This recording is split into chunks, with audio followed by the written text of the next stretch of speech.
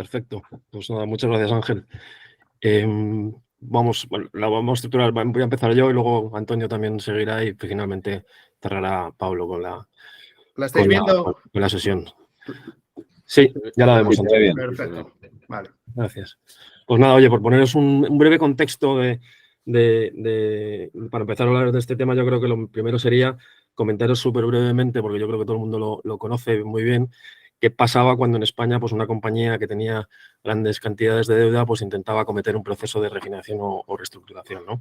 Y al final pues lo que realmente pasaba es que se acercaba a sus acreedores, que normalmente, fundamentalmente, los más importantes eran los financieros, y pues era muy complicado llegar a un acuerdo porque tenían intereses muy desalineados, ¿no? Entonces, al final, seguramente la compañía ya estaba fuera del dinero, o sea, valía menos la compañía que la deuda, los accionistas no querían poner dinero por esa razón, y entonces era muy difícil ponerse de acuerdo y eso abocaba a la compañía a entrar en concurso. Y en concurso ya sabemos todos porque al final pues sus clientes le abandonan, los proveedores no le quieren servir, no puede acudir a licitaciones, etcétera, y eso acaba en liquidación.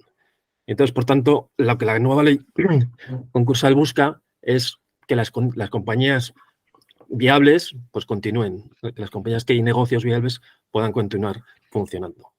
¿Cómo se hace eso? Pues con un nuevo marco, que es lo que hace, introduce esta ley concursal. Y finalmente, pues esto consigue alinear los intereses de cada uno de los actores, ¿no? Y si quieres, Antonio, pasa tú ya con las... Perfecto. Bueno, las próximas lo que vamos a intentar es daros unas pinceladas sobre la reforma de la ley concursal. Os podéis imaginar que no vamos a verla en detalle porque si no nos llevaría 4 o 5 horas, pero creo que son los puntos que consideramos más relevantes y que es interesante que conozcáis. ¿De acuerdo? De todas formas, si alguno está interesado en profundizar más en el conocimiento de la reforma, nos lo decís, os podemos mandar copia de la misma y tenemos incluso alguna presentación que resume sobre todo las modificaciones que ha sufrido el libro segundo, que es el que afecta a la reestructuración de las empresas. Bueno, de inicio, básicamente, se prevén un proceso con 3 partes diferenciadas. Una primera parte, que es la comunicación de la apertura de negociaciones, y una segunda parte, que es la elaboración del plan de reestructuración, y una tercera parte, que es la homologación de ese plan.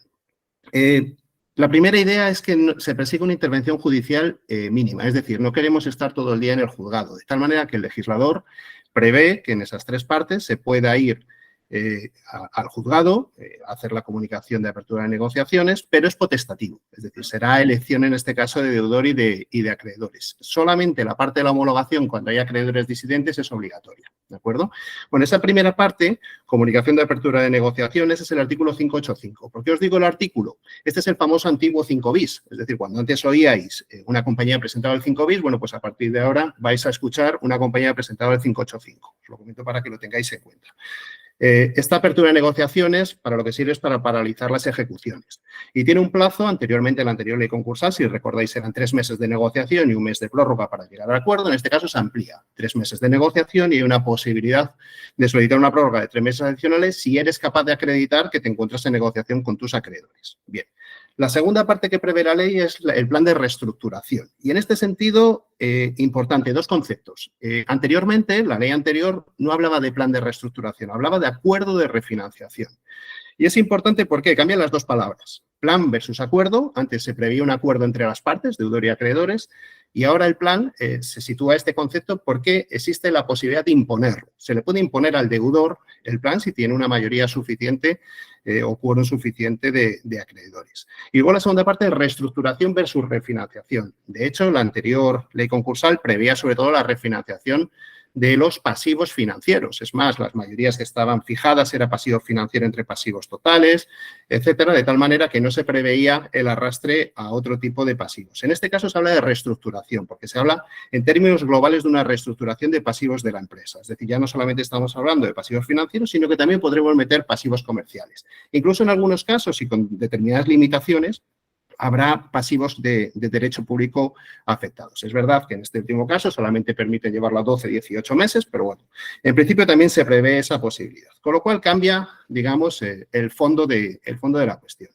Y luego surge una nueva figura para aquellos casos ya extremos, de lo que estaba comentando Rodrigo, que los intereses están tan desalineados que no hay forma de que se llegue a un acuerdo en el plan y se tenga que imponer, y surge esa figura del experto en reestructuraciones, que de nuevo no es obligatoria. Es decir, nosotros, por ejemplo, en todos los procesos, creo que ya hemos firmado 4 con ley nueva, en ninguno de esos procesos de momento ha habido experto en reestructuraciones. Estamos involucrados en 2 o 3 procesos más que sí que hay experto en reestructuraciones y otros 3 procesos donde de nuevo no hay experto. Con lo cual esto también es potestativo y luego veréis cuándo sí que es obligatoria la figura del experto.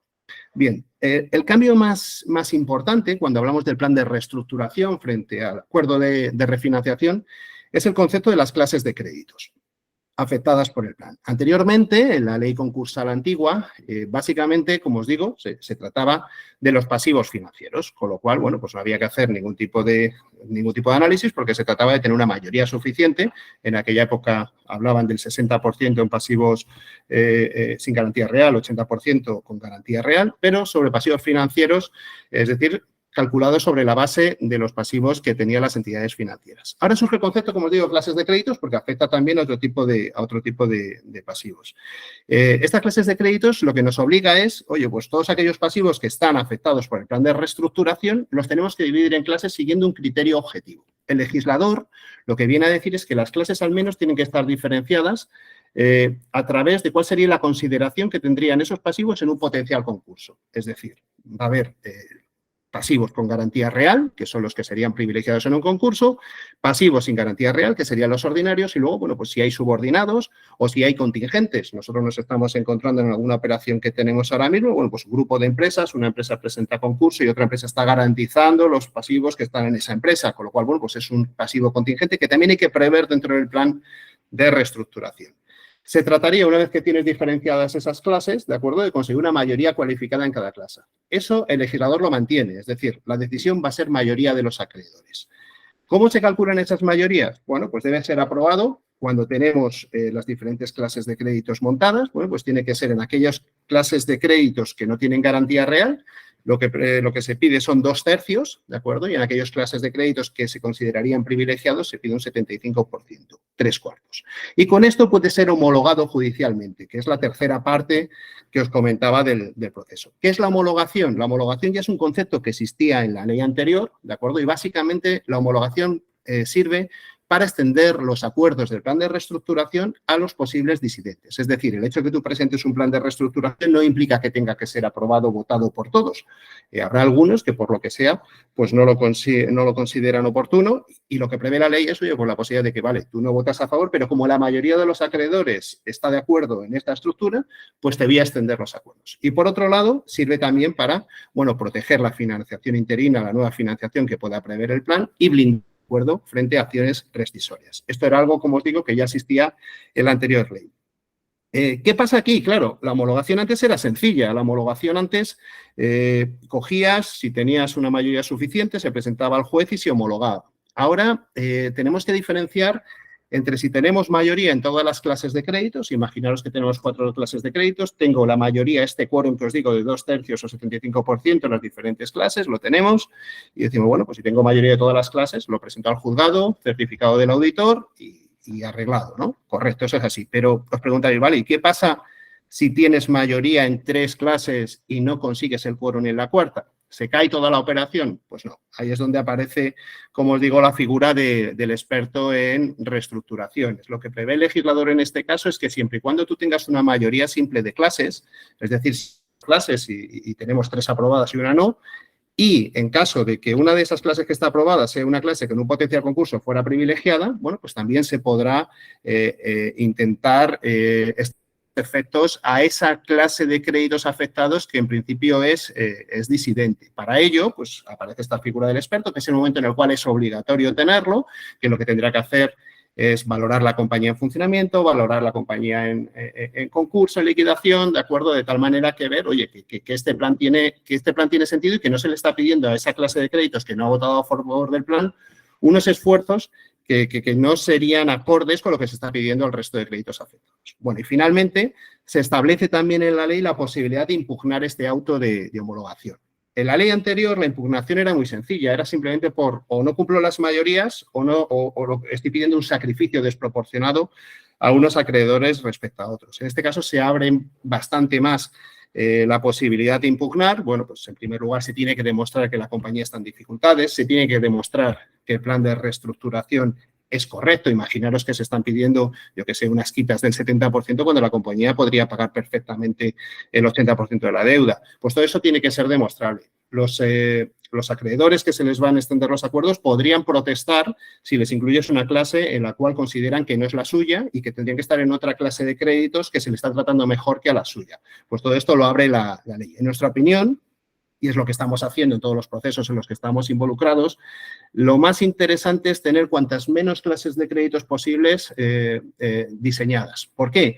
Porque pensamos que una impugnación, cuando un acreedor que esté afectado y que sea disidente quiera impugnar, es más difícil para él demostrar que tiene que estar, o sea, que no tiene que estar en esta clase y que tiene que tener una clase propia, a demostrar lo contrario. Es decir, que habría que crear una clase específica para él. Y es un poco como lo estamos mandando. En los casos reales que ya ha habido, luego os comentará Rodrigo, claro, esto, quien hace la ley hace la trampa, se podría pensar que, oye, si yo tengo un acuerdo con 3 acreedores, hago 3 clases para estos acreedores y meto a todos los demás en una cuarta clase, tengo 3-1, me voy, arrastro y fuera. Veréis un poco que ya están saliendo sentencias en relación a este tema. Y si quieres, Rodrigo, continúa tú. Perfecto, bueno, pues, ¿qué nos estamos encontrando en realidad, en la vida real, ¿no? Porque esto parece todo muy complicado y, de hecho, nosotros en un principio pues no teníamos muy claro cómo iba a funcionar. Entonces, nosotros desde septiembre lo que estamos viendo en los procesos de reestructuración para la refinanciación es realmente dos bastante diferenciados. Uno, por un lado, que sería lo que nosotros llamamos los procesos amistosos, que es un poco cuando el problema no es muy grave, cuando la deuda de la compañía se repaga en un plazo razonable de años, cuando el valor de la deuda es inferior al valor de la compañía y al final pues todas estas cosas hacen que los intereses de tanto de acreedor, accionistas y deudores estén alineados, pues eso es un proceso relativamente normal como los que teníamos hasta ahora, y que no hace falta un experto y lo único que cambian es algunas cosas como pues, el tema que os comentaba Antonio de las clases, de la formación de las clases, etcétera. Pero es un proceso muy parecido al que se hacía hasta la nueva ley concursal. Y luego, por otro lado, tenemos los otros procesos que nosotros llamamos con posibilidad de conflicto, que son todo lo contrario, que es cuando el problema es grave, cuando la deuda no se repaga en un número razonable de años, cuando el valor de la compañía es inferior al valor de la deuda y que, por tanto, pues todo eso hace que los intereses de deudor, acreedores estén desalineados, ¿no? Y esto es lo que nosotros llamamos el proceso nuevo con experto, que hace que sí que cambie bastante o sí que se introduzcan una serie de modificaciones claras, ya que, como os ha contado Antonio, pues ya se puede imponer un plan, etcétera, pues hace que cambie el proceso y la forma de llevarlo. Bien, aquí os hemos intentado dibujar lo que es el proceso normal. Este es el proceso que siempre habíamos llevado, donde básicamente, bueno, pues la compañía tiene un problema en el repago de su deuda, habitualmente con entidades financieras, solicita la refinanciación a los bancos y estos le piden que haya un asesor financiero independiente que realice una revisión de su plan de negocio, el famoso IBR que nos habéis oído hablar en muchas ocasiones, y que proponga una estructura de refinanciación y les acompaña hasta la firma. Básicamente, el proceso se hace el IBR, que son los 3 puntos iniciales, el entendimiento, análisis sectorial y la revisión del plan. Se diseña la estructura y lo único que cambia, lo hemos puesto en azul, es esa elaboración de clases de créditos afectados. O sea, en un momento determinado de la negociación tenemos que diseñar cómo van a ser las clases de créditos en la posterior homologación. Se organiza el proceso, se negocia los términos y condiciones y se firma y se homologa. Este es muy simple y lo único que cambia, como os digo, es esa elaboración de clases de créditos. En los otros procesos, en los que son con experto nombrado, pues cambia un poco. Son muy parecidos, pero sí que es verdad que hay varias cosas que se introducen, ¿no? Primero, para empezar, la compañía tiene que comunicar al juzgado la apertura de negociaciones de un plan de reestructuración. Y eso, digamos, dispara, fija la fecha a partir de la cual empieza el plazo para poder llegar a un acuerdo, que en principio son 3 meses y si se está negociando todavía se puede ampliar en 3 meses más. Por lo cual, al final, un plan de reestructuración con un experto nombrado pues debería no pasarse de los 6-7 meses, porque luego sí que será un mes adicional para poder redactar la documentación. Una vez que se comunica al juzgado, también se comunica a los acreedores y entonces ahí ya empieza el tema del nombramiento del experto. se puede hacer de una forma consensuada entre deudor y acreedores, o directamente el deudor puede haber dicho, oye, pues yo quiero que sea este experto, y luego los acreedores pueden impugnarlo y decir, oye, pues no, eso no me parece bien por las razones que sean y yo propongo otro, ¿no? Entonces, al final, el juez es el que en ese momento pues acaba decidiendo quién tiene que ser el experto. Pero normalmente nosotros en los procesos en los que estamos participando, normalmente se hace de una forma bastante consensuada entre las partes. Y luego, una vez cuesta el experto, pues la verdad es que el proceso empieza a ser muy parecido a lo que os ha comentado Antonio. Pues se hace un IBR, se revisa el plan de negocio, se analiza el tema sectorial, etc. Hay varias cosas diferentes, por deciros las que son diferentes. Una es que hay que hacer una evaluación de la compañía en funcionamiento, y eso, de alguna forma, es lo que fija la cantidad de deuda que al final se va a poder quedar en la compañía. O sea, suponemos una compañía con 80 millones de deuda, que su valoración en funcionamiento son 40, pues bueno, ya sabemos que más de 40 millones de deuda no se le va a poder dejar. Seguramente sea menos incluso de 40, pero eso va a fijar un poco el tamaño de la deuda que se le va a poder dejar a la compañía.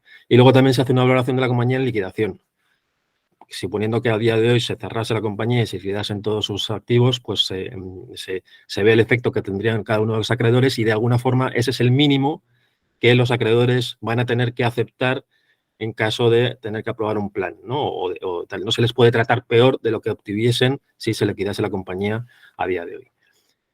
Luego, las otras dos cosas diferentes fundamentalmente es que, bueno, que el experto tiene que asistir a todas las partes en llegar a un acuerdo o llegar a un acuerdo. O sea, al final lo que nosotros estamos viendo es que el experto lo que hace es hablar con cada una de las partes. Cada una de las partes normalmente propone lo que harían ellos, y al final el experto, pues bueno, intenta coger lo mejor para el negocio en general de lo que se está proponiendo y intentar llevarlo a un acuerdo. Si al final no se puede conseguir un acuerdo, pues al final tendrá que imponer el plan, siempre y cuando tenga las mayorías de las clases que se necesiten, etcétera, etcétera.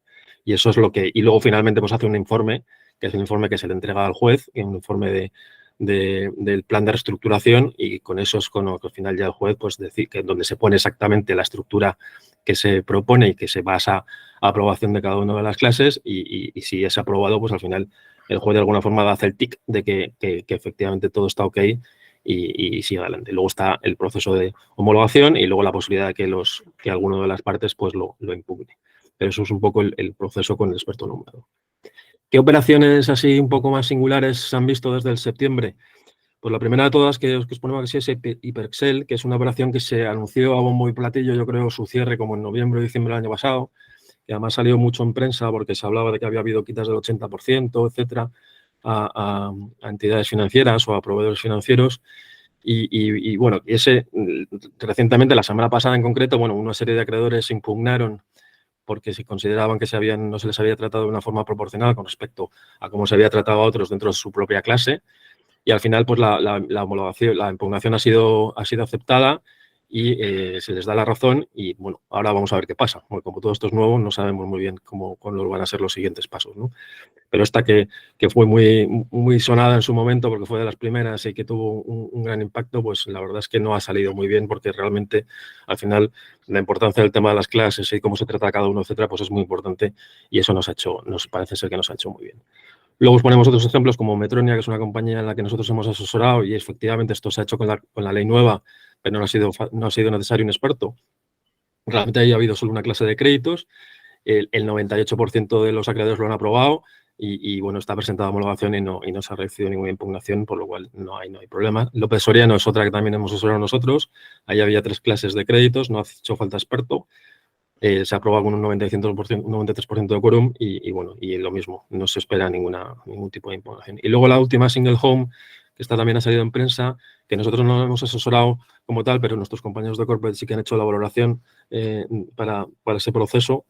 Pues la semana pasada se aprobó el plan, y aquí hay un tema curioso, por la que veáis también que como la ley es muy nueva, pues hay una serie de lagunas. Aquí lo que ha pasado es que se han entregado al juez 2 planes de reestructuración, que tampoco entiendo muy bien cómo ha podido ser eso, pero bueno, se han entregado 2 planes, y al final pues el juez ha tenido, como hay una laguna legal, de que eso en principio pues no estaba contemplado, el juez ha decidido que cogía el primero, y lo ha argumentado de diferentes maneras, pero vamos, así, y entonces no sabemos muy bien eso cómo irá procediéndose en el futuro, porque al final, bueno, hay una serie de cosas que efectivamente por la ley yo creo que está muy bien, porque consigue lo que se pretendía, pero tendrá que ir ajustándose a los casos particulares de cada una de las situaciones.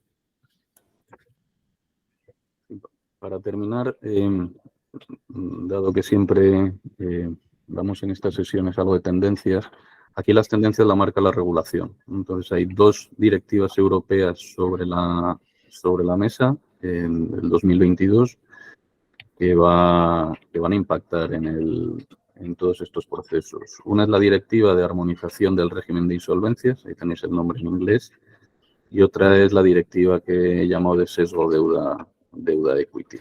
La primera, para que veáis por dónde va, la directiva de armonización. Antonio, si pasas, por favor. Esta surge de que se pone de manifiesto unas diferencias muy significativas en la regulación de las insolvencias entre los países y persigue 3 objetivos.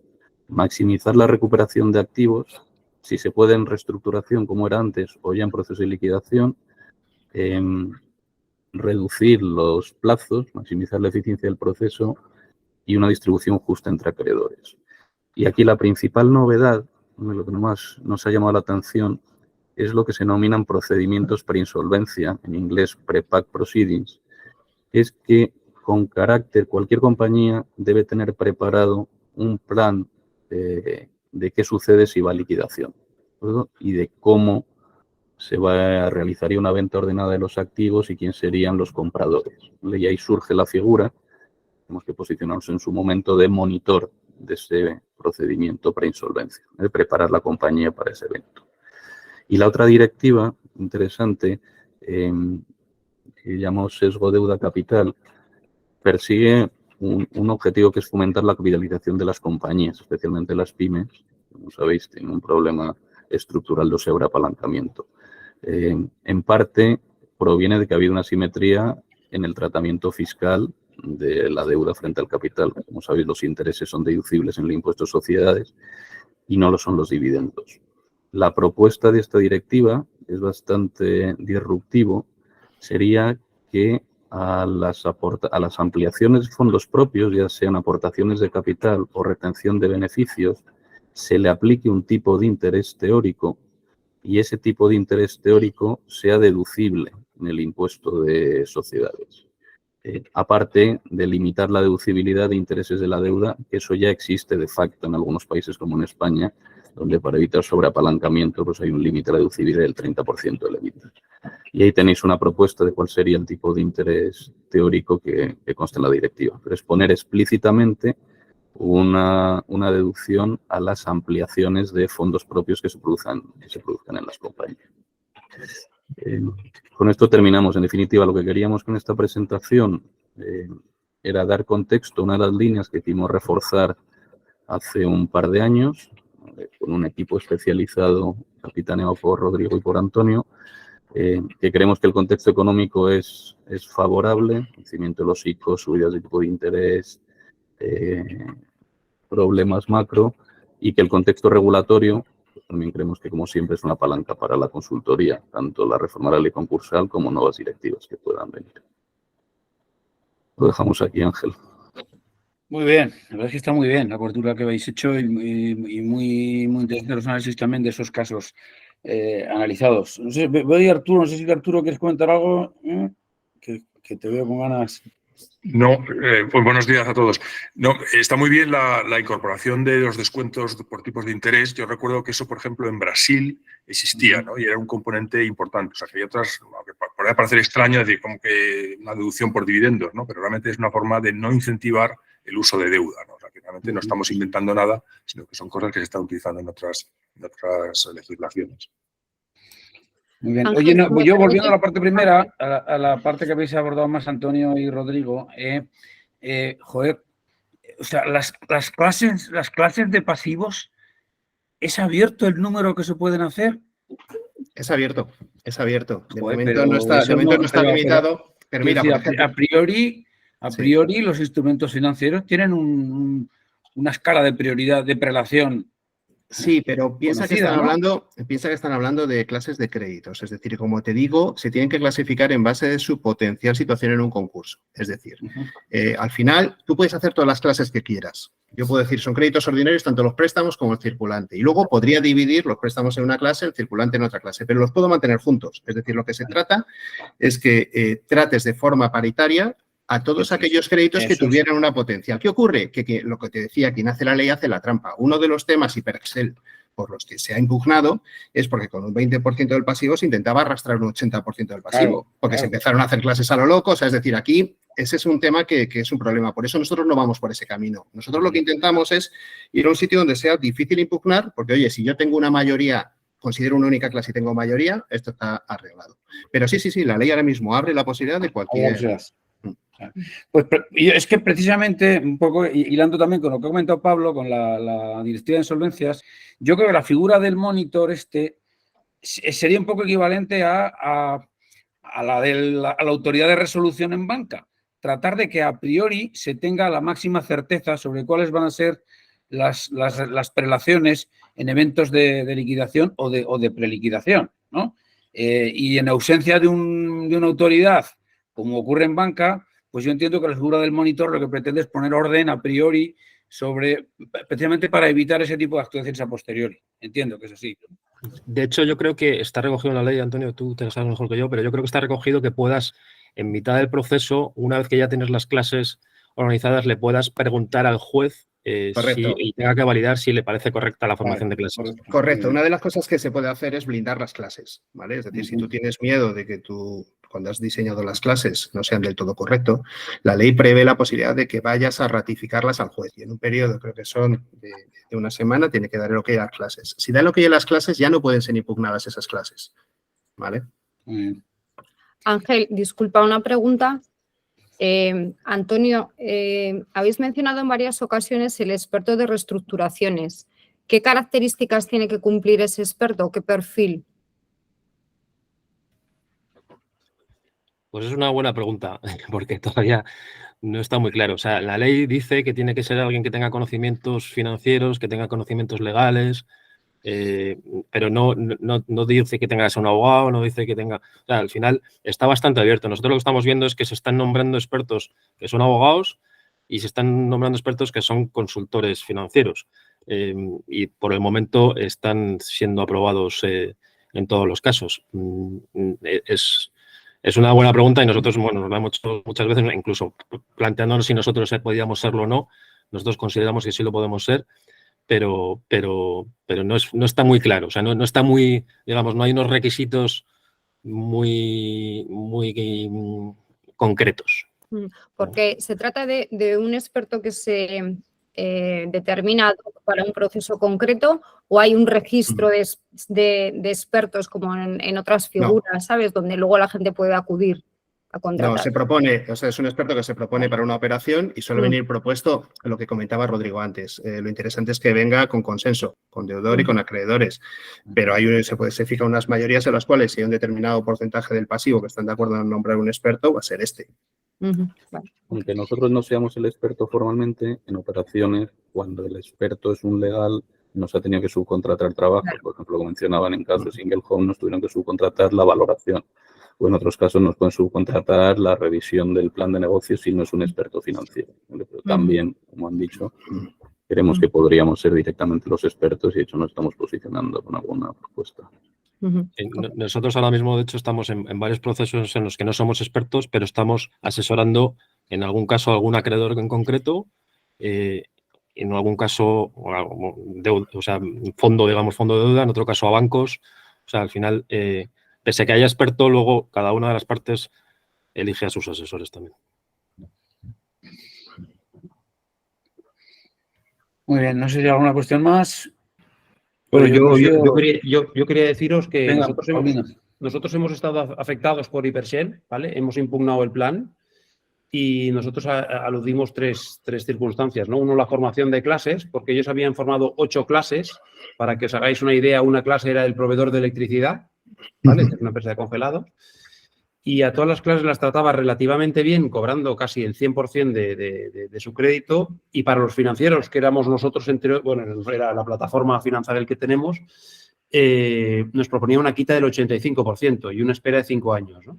Un trato totalmente desigual. Nosotros hemos impugnado y hemos alegado varios motivos. Uno era la formación de clases, luego otro era que con créditos del mismo rango nos trataba de forma muy diferente, y luego que no, la regla de prioridad absoluta es que nos trataba peor que al capital, ¿no? O sea, al acreedor financiero trataba peor el capital. La impugnación ha tenido éxito no por la formación de clases, que el juez no ha entrado a opinar la formación de clases, sino porque a créditos del mismo rango los ha tratado de forma muy dispar, a mí con un 85% y a otro con un 100%, ¿no?